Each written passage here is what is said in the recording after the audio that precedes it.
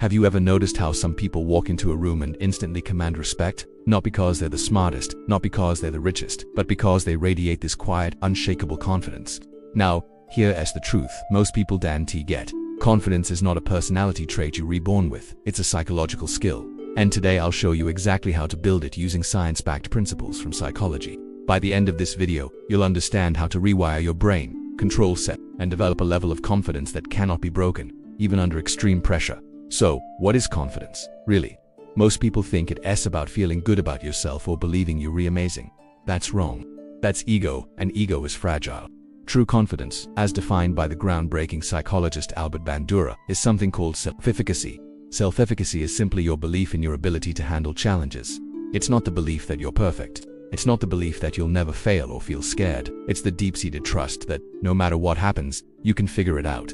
You can handle it. That's a powerful distinction. Confidence isn't the absence of fear. It's the courage to act despite the fear. It's trusting in your ability to navigate the unknown, to learn, to adapt, and to get back up when you fall. It's a belief in your own resilience. Let's look at what's happening inside your brain. When you doubt yourself, your amygdala of the brain's ancient fear center lights up. It interprets uncertainty as danger, flooding your system with stress hormones. This is why self-doubt feels so paralyzing. Your brain is literally telling you to run and hide. But here's the magic. When you push through that feeling, when you take action and survive the experience, your brain updates its prediction. This incredible process is called neuroplasticity. Your brain physically rewires itself based on your experiences. Confidence, therefore, grows from one thing and one thing only: evidence. It doesn't come from chanting affirmations in the mirror. It doesn't come from a sudden burst of motivation. It comes from collecting hard proof that you are capable. Each small win creates a new neural pathway, neurological evidence that proves you can handle more than you thought. This brings us to the first practical step. Build confidence through action. This is the principle of micro-bravery. So many of us wait to feel confident before we start, but that's backward. Confidence does not come before the action. It comes after the action. You have to start small. Don't try to climb the entire mountain at once. Just take the first step. Speak up once in a meeting. Make that one phone call you've been avoiding. Post a piece of content you've been second-guessing. Start the project, even if it's just for 15 minutes. In psychology, this is a form of exposure therapy. By gradually and repeatedly facing what you fear, you desensitize your brain to it. The anxiety diminishes over time. Every single time you act despite the discomfort, your brain records it.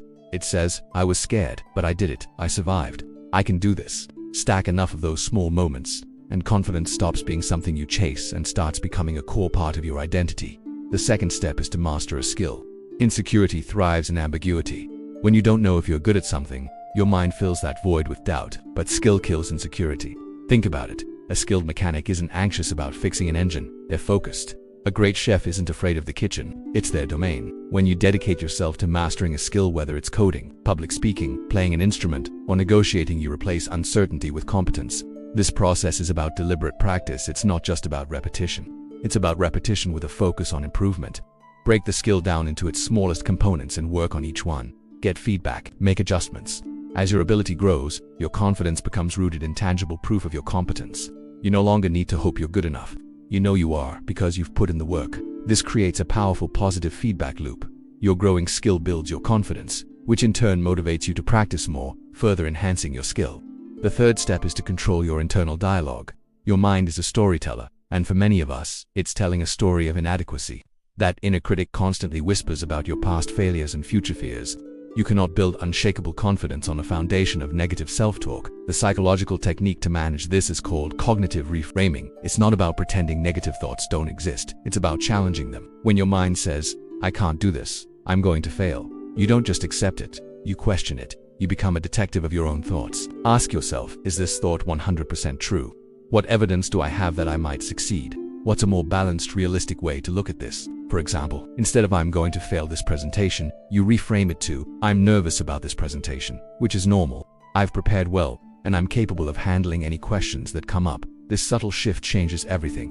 You take the power away from the automatic negative thought and reclaim control over your own narrative. Your internal world begins to support your external actions. Fourth, you must master your physiology. Confidence isn't just a mental state, it's a physical one. Think about how a confident person stands, shoulders back, head high, taking up space. Now think about how someone lacking confidence looks, hunched over, avoiding eye contact, making themselves small. Your body and mind are in constant communication. Social psychologist Amy Cuddy's research on power posing shows that adopting confident body language can actually change your brain chemistry, increasing testosterone, the dominance hormone, and decreasing cortisol, the stress hormone. Before a stressful situation, find a private space and stand in a powerful posture for just 2 minutes. Stand like a superhero. This isn't about fooling others, it's about signaling to your own brain that you are powerful and in control. Furthermore, control your breathing. When you're anxious, your breathing becomes shallow and rapid. By consciously slowing your breath down, inhaling for 4 seconds, holding for 4, and exhaling for 6, you activate your parasympathetic nervous system, which calms your body and mind. Master your posture and your breath, and you gain direct control over your state of confidence in any given moment. Finally, the fifth and most advanced step: detach from external validation. True, unshakable confidence is internal. It's not dependent on praise, likes, or the approval of others. If your self-worth is tied to what other people think, you will always be on an emotional roller coaster, your confidence rising and falling with every compliment or criticism. This is the difference between self-esteem and self-efficacy. Self-esteem is often about how much you are liked. Self-efficacy is about how much you trust yourself. To build this internal foundation, you must shift your focus from outcome to process. Don't measure your success by whether you won or lost, but by whether you showed up and gave your best effort. Did you stick to your plan?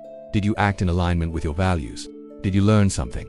When your validation comes from your own effort and integrity, no one can take it away from you. Your confidence becomes weatherproof. You learn to be your own judge, your own source of approval.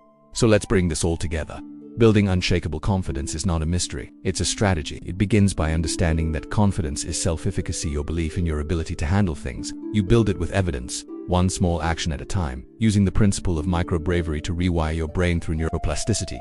You solidify it by mastering skills, replacing doubt with proven competence. You protect it by reframing your internal dialogue and managing your physiology through posture and breath. And ultimately, you make it unshakable by detaching from external validation and finding worth in your own effort and integrity. This isn't an overnight fix, it's a practice. It's a commitment to showing up, especially when you feel scared. It's a journey of collecting proof, one win at a time, until the evidence is so overwhelming that your belief in yourself becomes absolute. Unshakable confidence starts today. It starts with your next small, brave action. Thanks for watching.